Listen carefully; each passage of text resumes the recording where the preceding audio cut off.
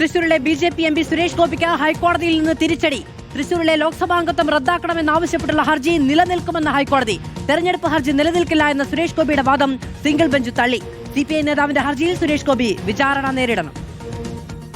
CPI നേതാവ് AS Binoy നൽകിയ ഹർജി നിലനിൽക്കില്ലെന്നായിരുന്നു സുരേഷ് ഗോപിയുടെ വാദം. ഈ സാഹചര്യത്തിൽ ഹർജി തള്ളണമെന്നും സുരേഷ് ഗോപി ഉപഹർജിയിലൂടെ ഹൈക്കോടതിയിൽ ആവശ്യപ്പെട്ടു.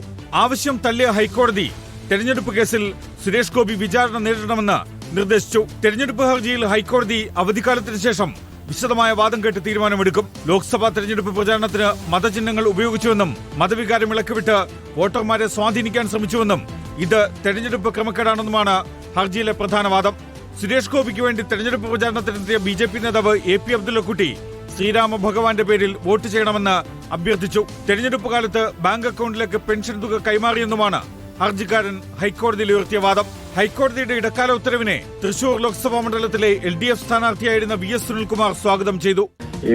സുരേഷ് ഗോപി തെരഞ്ഞെടുപ്പ് കാലത്ത് നടത്തിയിരിക്കുന്ന മാനിപ്പുലേഷൻ വിചാരണ നേരിടണം എന്ന ഹൈക്കോടതിയുടെ ഈ വിധിയെ ഞാൻ പൂർണ്ണമായിട്ടും സ്വാഗതം ചെയ്യാണ്. തന്റെ പക്ഷത്തും ന്യായമുണ്ടെന്നും മേൽക്കോടതിയെ സമീപിക്കുമെന്നും Suresh Gopi. Legal desk reporter.